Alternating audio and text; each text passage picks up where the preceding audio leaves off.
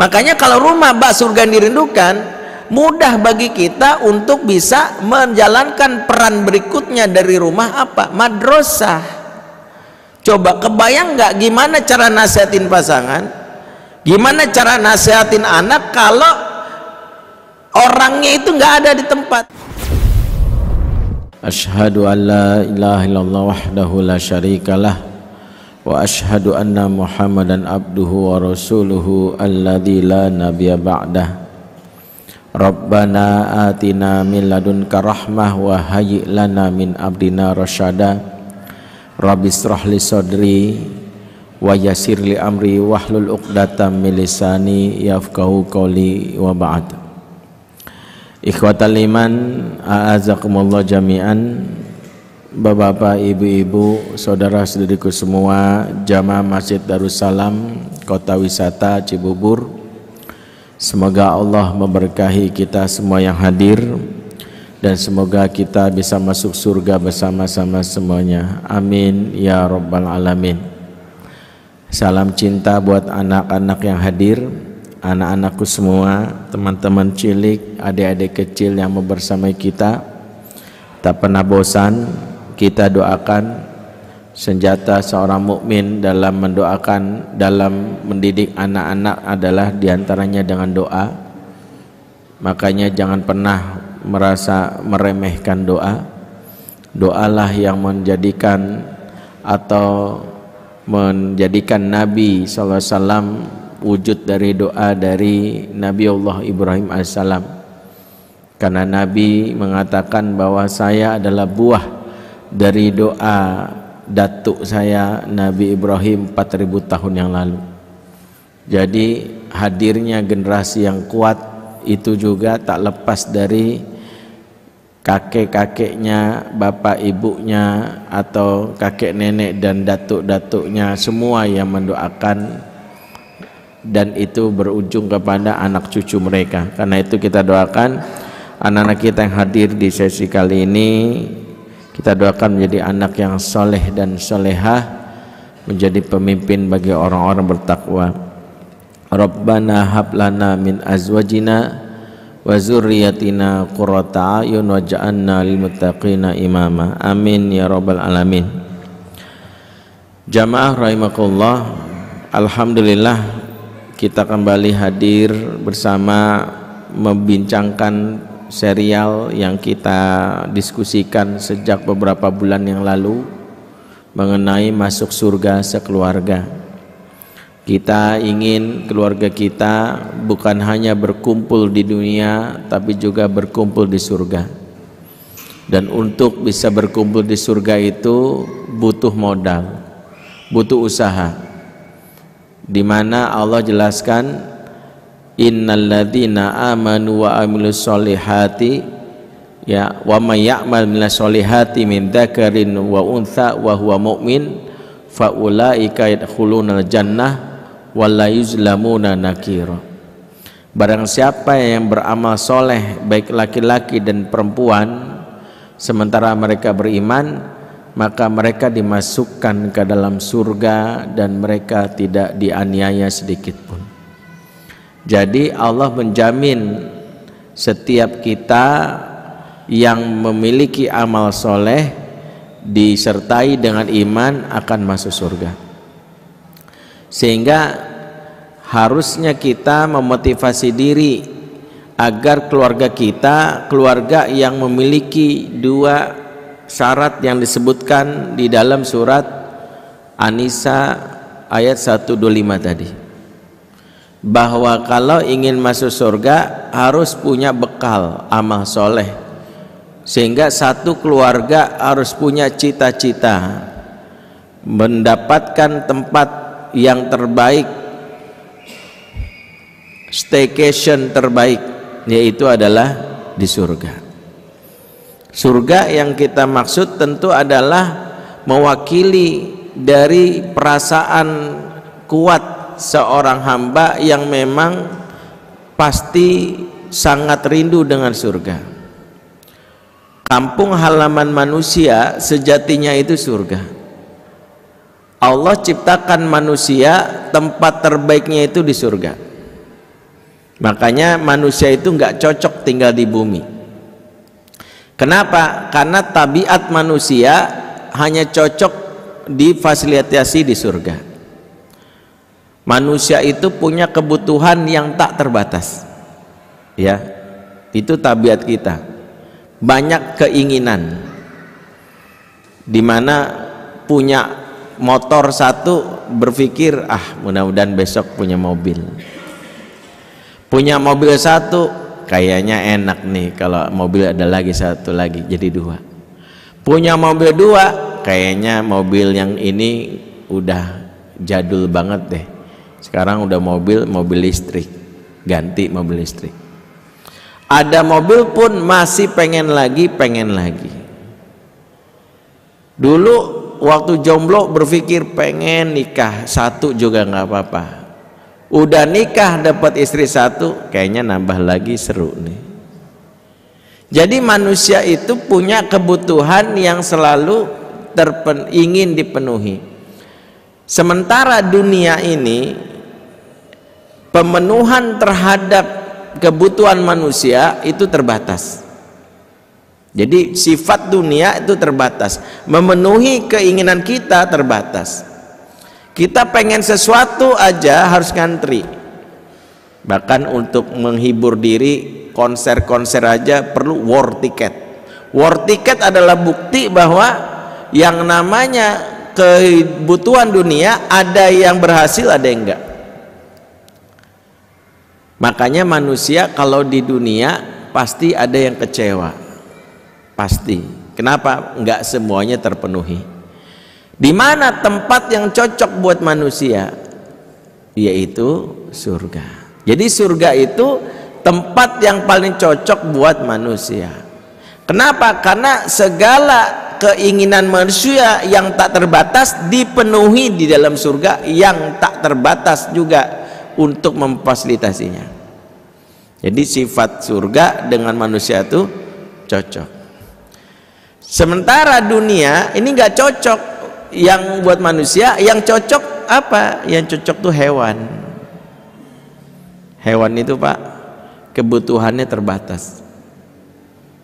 Ya, kambing itu dari awal dia lahir sampai gede itu makannya rumput aja, nggak pernah komplain, nggak pernah berpikir nih rumput sekali-sekali dioseng-oseng apa itu. Kayaknya ada tumis rumput enak kali ya. Udah dulu gitu. Kita makan sop kambing aja kalau setiap hari pasti enek. Kambing tuh nggak pernah protes Pak. Kambing nggak pernah komplain nih kapan kandang ada AC-nya ya. Kayaknya panas mulu gitu. Mana bau lagi gitu. Dan dia nggak pernah protes. Pasangannya pun nggak pernah komplain. Ini kamu kok jenggotan juga sih cewek gitu. Jadi nggak pernah tuh dia komplain, ya terima aja. Maka memang dunia itu cocoknya buat hewan. Jadi kalau kita fokus kepada dunia, maaf kata, tanpa sadar kita memposisikan seperti hewan. Makanya siapa yang hidupnya hanya untuk dunia seolah-olah seperti hewan. Kal an'am balhum adall. Maka sudah selayaknya karena tempat terbaik manusia itu surga, maka kita harus punya kerinduan terhadap surga yang kuat. Harus sadar bahwa ini tempat saya itu sebenarnya di dunia ini transit. Ini sebenarnya halte doang. Tujuan akhir saya, final destination saya yaitu adalah surga. Sehingga surga itu menjadi tempat yang pasti kita rindukan. Pasti. Makanya lucu kalau ada judul sinetron surga yang tak dirindukan. Berarti itu bukan surga. Karena kalau tak dirindukan berarti bukan surga. Manusia itu pasti rindu surga. Bahkan ketika disebutkan dalam sebuah hadis, ada salah satu Arab Badui baru masuk Islam. Mengucap syahadat. Asyhadu an la ilaha illallah wa asyhadu anna Muhammadar Rasulullah. Kemudian dia bertanya kepada baginda Nabi sallallahu alaihi wasallam, ya Rasulullah, akhbirni anil jannah. Ya Rasulullah, tolong beri kabar kepadaku, kasih tahu aku surga itu gimana sih gitu. Nabi membacakan surat Al-Insan yang isinya menjelaskan tentang gambaran surga yang bisa dipahami oleh Arab Badu ini. Hal ata 'alal insanu khinum minad dahri lam yakun syai'an madhkura. Terus tuh. Baru setelah itu cerita tentang kenikmatan surga, sampai ketika Nabi menjelaskan tentang keindahan surga, pas di ayat 19 atau 18 Nabi menyampaikan di surga ada mata air yang namanya salsabila, ainang fiha tusamma salsabila. Di dalam surga ada mata air yang diberi nama salsabila. Nih, kalau punya anak perempuan Pak, cocok nih namanya salsabila. Artinya apa? Mata air surga itu. Ngelihatnya seger gitu. Jadi kalau kita punya anak perempuan kasih nama salsabila, mandangnya itu seger gitu. Maksud salsabila mata air surga. Saat dibacakan ayat ini, orang Arab Badu ini senyum-senyum aja, senyum-senyum, tiba-tiba meninggal Pak, langsung meninggal gitu. Dalam keadaan tersenyum, maka Rasulullah menutup matanya yang terbelalak karena saking happy-nya dan mengatakan kepada para hadirin yang hadir dengan kalimat mata syauqon ilal jannah, dia mati saking rindunya sama surga. Orang ini mati saking rindunya sama surga. Entah apa yang diucapkan, ada ulama mengatakan saat dibacakan ayat-ayat itu tiba-tiba dalam hatinya mungkin saja dia mengatakan aku ingin sekarang, langsung. Ada yang mau niru mau sekarang masuk surga atau nanti gitu. Oh, kita mungkin masih mikir-mikir ya. Nah, ini gambaran betapa surga itu kalau kita lihat adalah bentuk dari kerinduan paling dasar dari kebutuhan manusia. Makanya untuk kita surga itu adalah harga mati. Mendapatkan kebahagiaan di dunia akhirat, maka di antaranya wajib kita mendapatkan surga. Kalau nggak dapat surga, apapun yang kita nikmati itu nggak terasa indah Pak. Makanya orang-orang yang mendapatkan surga itulah yang mendapatkan kemenangan, dan segala lelahnya di dunia ini itu akan terhapus dengan sendirinya. Sebaliknya orang-orang yang di dunia merasakan kebahagiaan, betapa banyak fasilitasnya, tapi begitu di akhirat dia sama sekali tak dapat surga, dialah orang-orang yang paling sengsara. Dalam sebuah hadis qudsi, Allah Subhanahu wa taala memanggil dua hambanya yang paling bahagia di dunia dan yang paling sengsara di dunia. Entah siapa dimaksud, jelas nih yang paling bahagia, orang yang paling bahagia itu diantaranya yang paling kaya, uangnya banyak, punya istri cantik, anak juga banyak, rumahnya, bisnisnya, karirnya melesat gitu. Ini orang paling bahagia di dunia. Yang kedua adalah orang yang paling sengsara di dunia. Yang paling sengsara di dunia ya mungkin tadi ya nggak punya istri, jomblo, miskin, kere, hitam, hidup lagi itu, pokoknya apes nih orang ini. Di mata manusia ini orang yang paling sengsara. Maka Allah mengambil satu orang makhluknya ini yang paling bahagia, dicemplungkan sedetik di surga, sedetik doang. Kemudian Allah dicemplungkan sedetik ke neraka, maaf, yang paling bagian dicemplungkan ke neraka. Saat itu ditarik lagi dan ditanya, wahai hambaku, pernahkah engkau merasakan kebahagiaan di dunia setelah tadi kumasukkan ke neraka? Apa kata orang tadi? Demi Allah, demi kebesaran namamu ya Allah, aku nggak pernah merasakan kebahagiaan selagi di dunia setelah engkau memasukkan aku ke neraka. Nggak ada, hilang semuanya, memorinya nggak ada lagi, itu nggak ada tuh namanya bahagia itu. baru sedetik Pak. Kemudian Allah panggil hambanya yang paling sengsara, yang dibully karena mungkin miskin, karena mungkin jelek, hitam, pokoknya itu paling sengsara. Allah masukkan dia ke surga sedetik saja, baru melihat surga dan mencium aromanya, Allah tarik lagi dia. Kemudian Allah tanya, wahai hambaku yang paling sengsara selagi dunia, pernahkah kau merasakan kesengsaraan selagi di dunia? Apa kata dia? Duhai Allah, dengan keagunganmu sungguh aku tak pernah merasakan sengsara selama dunia setelah engkau beri kesempatan aku sedetik menikmati aroma surga.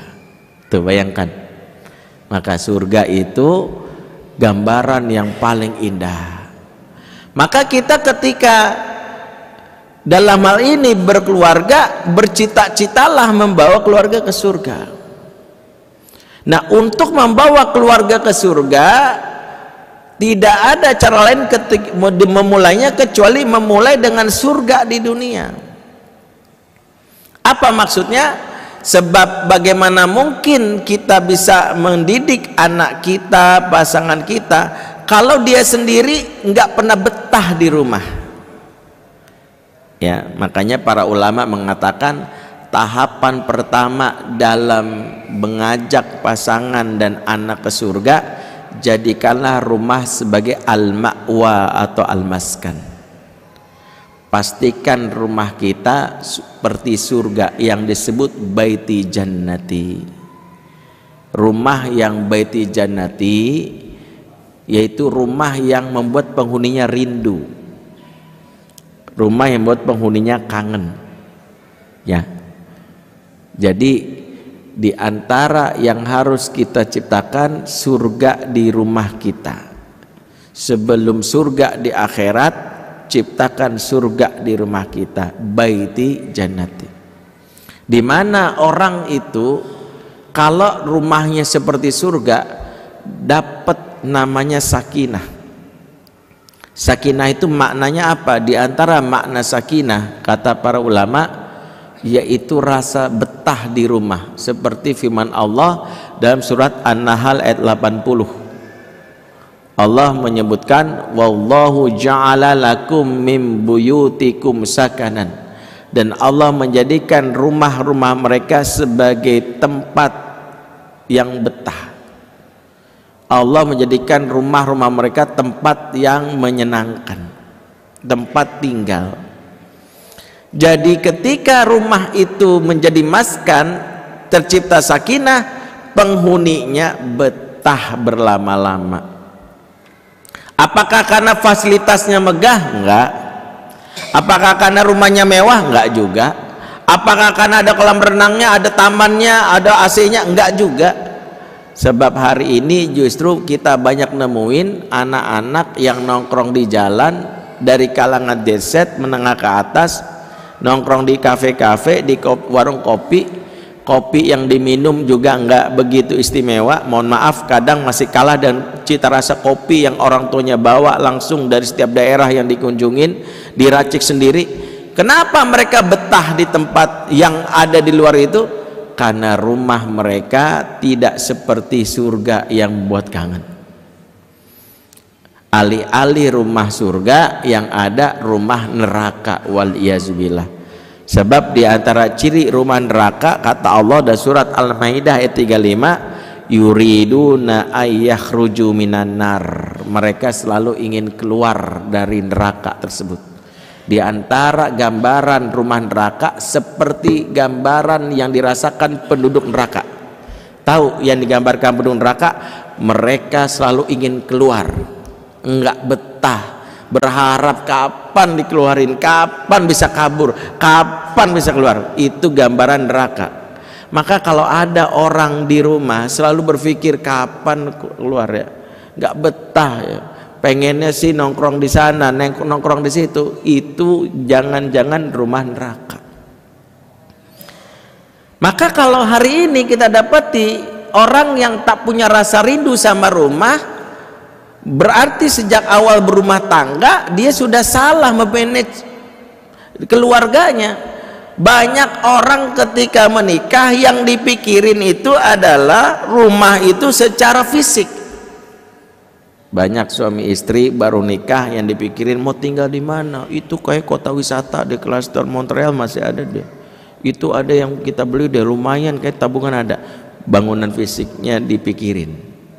Oh kalau bisa nanti tipe minimalis deh, 3 lantai, ada tamannya depan, ada carportnya, bisa masuk 2 mobil. Yang dipikirin itu. Begitu rumah bangunannya ada, ternyata rumah udah kayak apa? Udah kayak terminal. Rumah ke terminal itu apa? Orang cuman transit doang, numpang lewat. Ciri keluarga terminal itu numpang lewat, jarang ngobrol lama. Makanya orang kalau di terminal biasanya ngomongnya basa-basi. Pernah kan ke terminal ya Pak? Kalau di terminal ketemu orang gimana? Mau kemana Mas? Mau ke Bogor. Oh, situ mau kemana? Mau ke Bandung. Ada apa di Bandung? Bentar-bentar, bisa lewat, kabur. Makanya orang kalau keluarga terminal tuh kadang obrolan di rumah tuh singkat. Ketemu istri, mah cicilan Alphard udah dibayar belum? Nah, gitu. Cicilan Baskom gimana gitu. Ini keluarga pecicilan. Apa aja dicicil. Begitu Mas, anak kita habis SD mau ke pesantren atau sekolah negeri ini. Nanti aja lah, aku banyak urusan. Busung, langsung kabur. Gak pernah duduk banget. Makan aja gak sempet tuh. Sama ngomong sama anak juga singkat doang. Udah makan belum? PR udah belum? Hafalan kamu nambah belum? Udah. Habis itu pergi lagi. Gitu anak dia jadi apa? Aku kan ada tugas sejarah Islam, disuruh bahas tentang sahabat Nabi. Kira-kira bahas apa ya? Papa nggak ngerti lah. Nanti aja, Bapak banyak urusan. Gambaran rumah yang ke terminal tuh kayak gitu. Makanya orang pulang itu sekedar numpang tidur. Besok pergi lagi. Sakinah itu dicabut. Makanya kalau sakinah itu dicabut, bahaya. Waspadalah maaf bapak yang sudah betah lembur. Ya, orang kalau senang lembur, hati-hati itu. Jangan-jangan sakinahnya sudah nggak ada. Makanya keluarga yang sakinah itu cirinya kebalikannya. Jadi kalau kita di kantor Pak, selalu melirik jam dinding pengen pulang, itu tanda sakinah Pak. Ya, jadi kita ngeliat ini jam kayak rusak nih. Dia tadi nggak gerak gitu. Perasaan gitu. Begitu teng langsung pulang, itu sakinah tuh. Kalau kita ditugaskan keluar kota, biaya paling bengkak pulsa, itu tanda sakinah. Selalu pengen terhubung, selalu pengen nelpon. Ya, ketika kita tuh kayaknya sinyal hilang tuh rasa gelisah gitu. Jadi pengen selalu terhubung. Jadi efek sakinah itu selalu menjadi magnet pengen pulang. Pengantin baru biasanya gitu tuh, masih ada sakinah tuh. Rumah kayak surga banget tuh, walaupun kontrak itu biasanya, wow, kan gitu ya, yang pengantin baru. Pengen pulang. Makanya kadang-kadang kita husnuzon Pak, kalau ada karyawan kita atau teman kita datang terlambat ke kantor, itu karena masih sakinah biasanya. Ya, biasanya gitu. Jadi karena ada magnetnya Pak, selalu pengen di rumah aja, selalu pengen di rumah aja. Perasaan ingin di rumah adalah karunia Allah kepada orang yang membina rumah tangga, bukan karena rumahnya luas, bukan karena rumahnya megah, tapi karena rumah itu bak surga yang dirindukan. Makanya kalau rumah bak surga yang dirindukan, mudah bagi kita untuk bisa menjalankan peran berikutnya dari rumah apa? Madrasah. Coba kebayang nggak gimana cara nasihatin pasangan, gimana cara nasihatin anak kalau orangnya itu nggak ada di tempat gitu. Gimana coba? Gimana cara nasihatin anak kalau pas kita di rumah makan nggak ada anak kita? Nanya mana ini? Kau sini kemana sih? Tahu tuh sama temannya nongkrong. Pulang jam berapa? Malam paling. Begitu kita malam dan ngantuk, dia baru pulang. Udah mau diajak ngobrol untuk menasihati, dia udah baru ngantuk. Ntar bapak ngantuk pak, tidur. Besok paginya kitanya pergi. Jadi sekarang ortu dan anak tuh main kucing-kucingan gitu. Kita tuh mau nasehatin tapi nggak pernah ketemu, gimana cerita? Kita tuh mau nasehatin tapi ngumpul duduk bareng tuh nggak pernah, gimana coba? Nah, kenapa nggak pernah? Karena nggak ada perasaan sakinah. Jadi sakinah itu bukan bentuk bangunan. Sakinah itu keinginan untuk ngumpul, meskipun rumah ngontrak. Makanya sakinah itu juga mampu membuat segala kesalahan-kesalahan orang tua itu bisa diklarifikasi. Bapak-bapak yang emosional, kalau keluarga nggak sakinah, dampaknya adalah sekali kita marah, anak langsung mengklaim memang bapak jahat. Kenapa begitu? Karena sekali kita marah, anak punya alasan untuk kabur dari rumah. Begitu dia kabur dari rumah, kita sulit untuk melakukan klarifikasi, untuk menjelaskan, tahu nggak kenapa papa marah? Orang dia jarang di rumah, yang ada stigma bapaknya galak. Makanya orang tua zaman dahulu itu diantara keberuntungannya, walaupun dulu nggak ada ilmu parenting, orang tua zaman dahulu itu kalau sama anak marah ya marah gitu, sekali bentak gitu, tapi anak tetap betah di rumah. Diantara jawabannya adalah karena zaman dahulu nggak ada pilihan mau kabur dari rumah gitu ya, karena anak zaman dulu kalau mau kabur aja kan mikir pak. Kalau sekarang banyak tempat untuk menampung mereka kan. Hari ini kita bentak, malam dia bisa nongkrong di McD di depan tuh sampai jam berapa? Jam 12. Sekarang akhir pekan sepanjang jalan Raya Cibubur ini banyak kafe-kafe bukanya sampai jam 12. Dulu nggak bisa, dulu itu anak dibentak, nggak ada pilihan lain, habis isya tetap di rumah. Mau kabur mikir pak, di luar gelap, banyak kebun, banyak sawah ya. Mau kabur mikir mereka, daripada di luar kesambet jin, yang mendingan di rumah. Ya di rumah lebih baik ketemu makhluk kasar daripada makhluk halus. Makanya ketika rumah tak mampu memberikan perasaan nyaman, rumah tak didesain dengan suasana yang akrab seperti surga, itulah diantara yang membuat rusaknya generasi hari ini. Jadi kalau saya ditanya apa penyebab generasi sekarang rusak, jawabannya sederhana, ketika rumah tak lagi dirindukan, ketika rumah tak lagi seperti surga.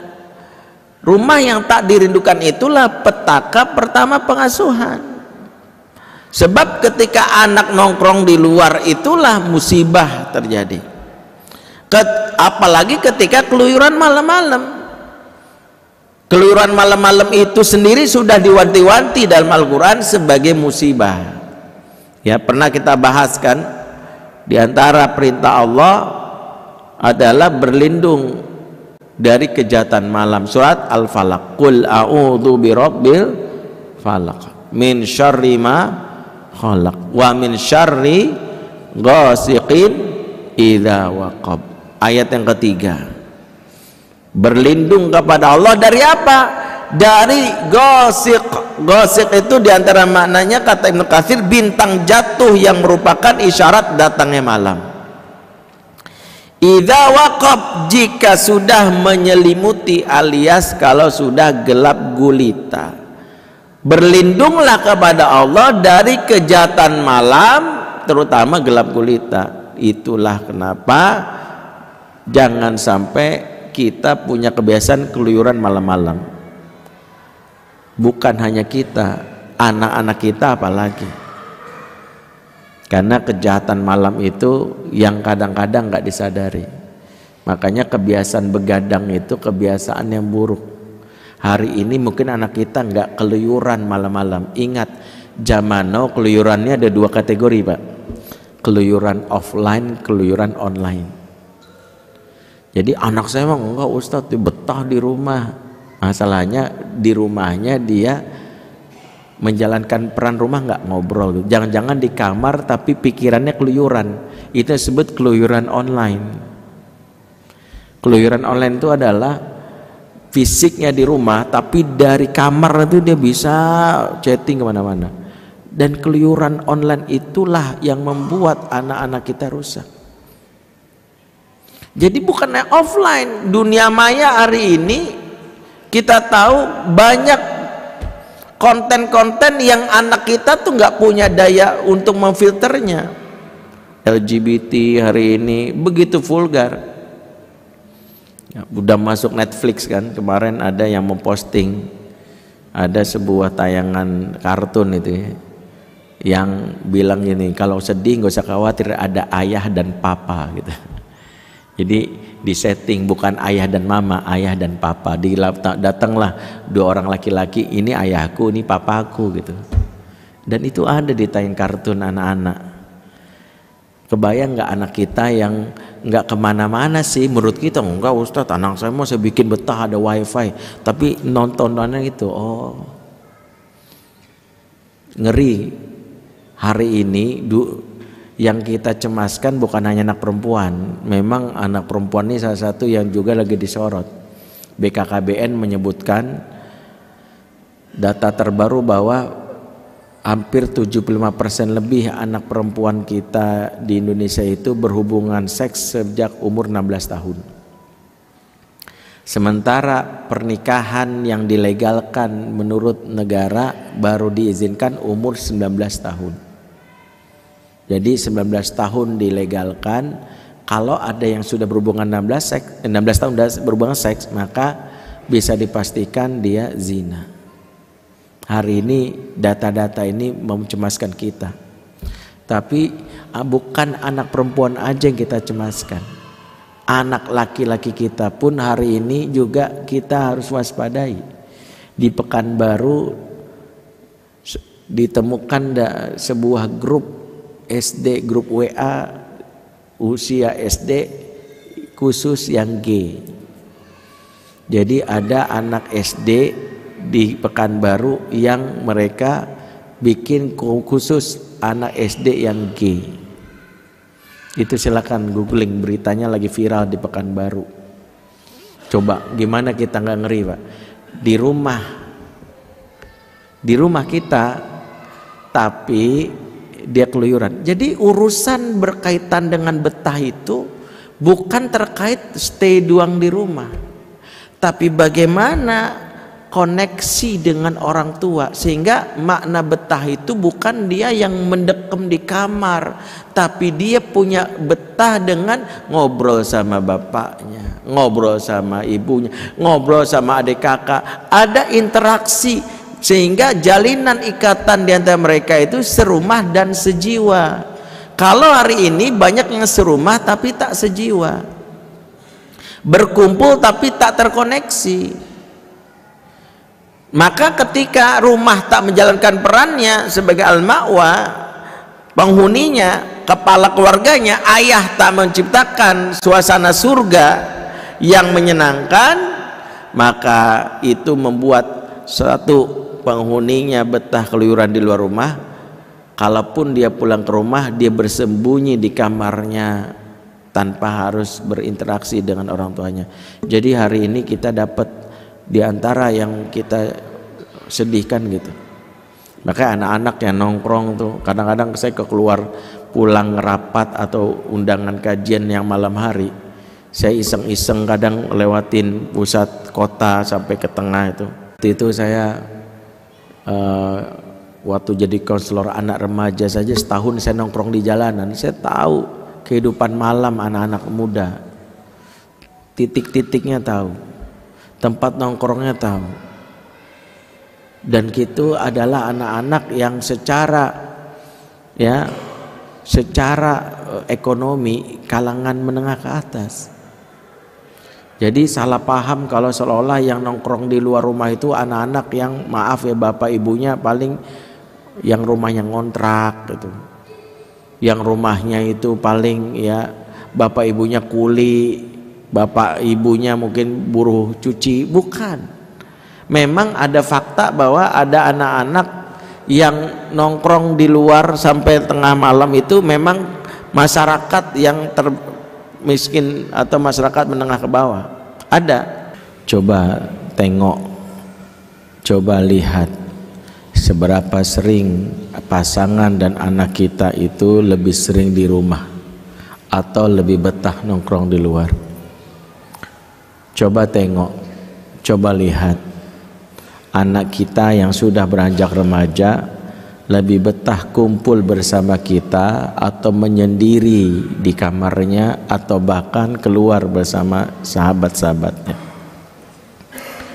Maka ketika kita tahu ada gejala di mana rumah kita yang kita bangun dengan hasil keringat kita, dengan segenap upaya kita kumpulkan harta, bahkan ada yang harus mencicil, harus membangunnya secara bertahap, tapi tak mampu membangun atau menciptakan atau membuat penghuninya betah kumpul bersama, kita telah gagal membangun surga di rumah kita sendiri. Itulah mengapa ketika sudah gagal membangun surga di rumah, maka mendidiknya pun susah. Bagaimana mungkin mendidik ketika orang yang dididik jarang kita ketemui? Sekolah itu akan bisa mendidik siswanya kalau siswanya sering masuk. Susahnya jadi guru kalau siswanya itu jarang masuk. Maka kurikulum yang diberikan nggak bisa maksimal. Begitu juga susahnya mendidik anak, mendidik pasangan kalau jarang ketemu. Maka kita harus muhasabah, kenapa jarang ketemu, padahal ada rumah tapi tak pernah membuat penghuni pulang, berarti ada masalah. Lantas bagaimana untuk membuat rumah itu menjadi surga? Ada dua tahapan.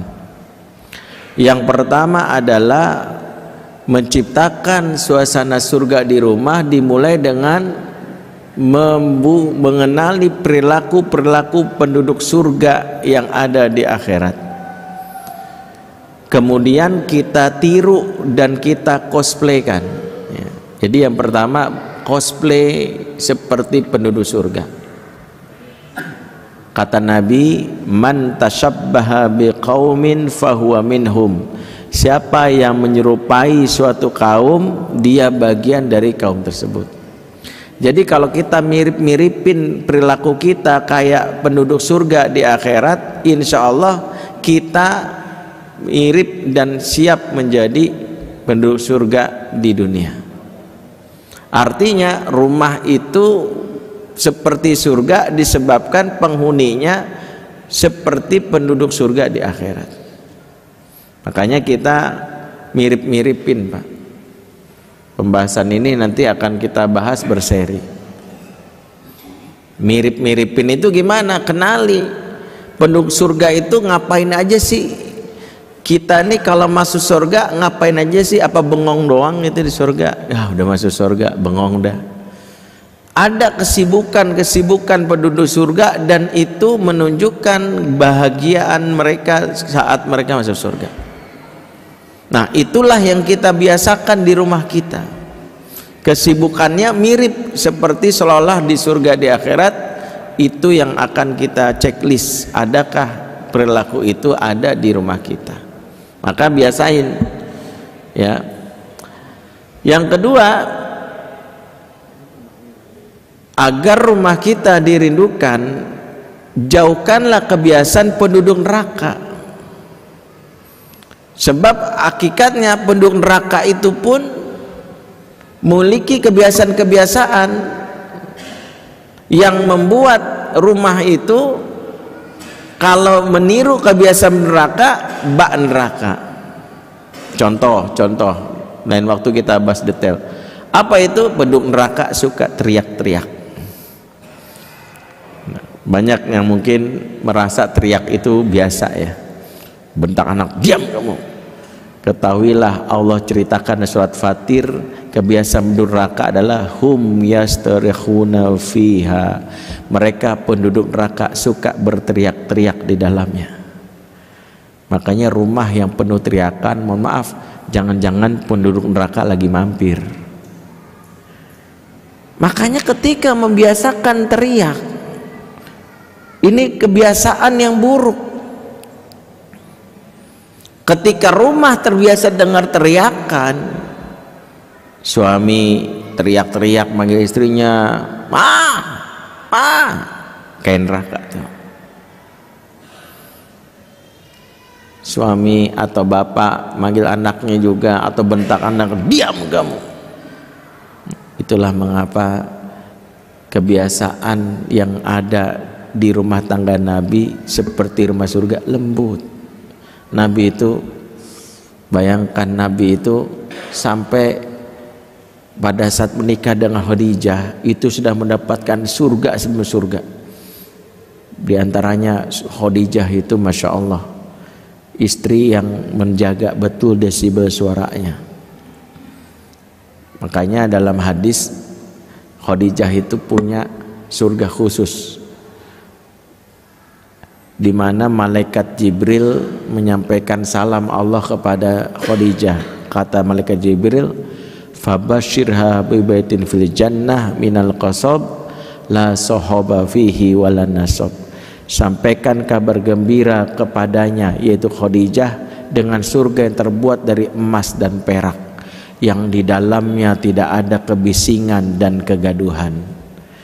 Kata Ibnu Hajar Al-Asqalani ketika membahas hadis ini, surga khusus buat Khadijah itu adalah karena sikapnya yang membuat suasana tenang saat di rumah, enggak bikin gaduh, enggak bikin bising. Suami pulang, istrinya enggak ngomel, enggak diomelin, dipeluk, cuman diberikan ketenangan. Makanya orang-orang yang mampu membuat ketenangan di dunia, Allah ciptakan ketenangan di akhirat. Orang-orang suka teriak-teriak di dunia, maka dia akan teriak-teriak di akhirat. Kalau teriak-teriak di akhirat, kira-kira di mana tempatnya? Hah? Di surga apa neraka? Neraka, Pak. Makanya biasaan inilah yang dibenci dari surat Luqman. Ya, jangan engkau bersuara seperti suara keledai. Inna angkarul aswati la sautul hamir. Seburuk-buruk suara itu suara keledai. Kata para ulama, kenapa suara keledai itu suara paling buruk? Suara keledai itu menjengking. Jadi suara yang memekakkan telinga.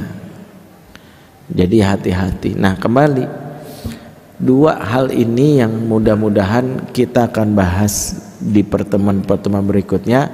Kebiasaan penduduk surga yang kita install dalam rumah, kemudian kebiasaan penduduk neraka yang kita uninstall, dijauhkan. Supaya apa? Rumah kita benar-benar menjadi rumah surga. Mau rumah kita ngontrak, mau rumah kita cicilan, mau rumah kita mungkin di pinggir ya, di ujung berung istilah orang ya, bukan di komplek, hanya di kampung, selagi mampu menciptakan dua kondisi ini, itu surga yang dirindukan. Insya Allah penghuninya betah. Kita lanjutkan di pertemuan berikutnya, mudah-mudahan bermanfaat. Subhanakallahumma bihamdik, asyhadu an la ilaha illa anta astaghfiruka wa atubu ilaik. Wabillahi taufiq wa hidayah. Wassalamualaikum warahmatullahi wabarakatuh.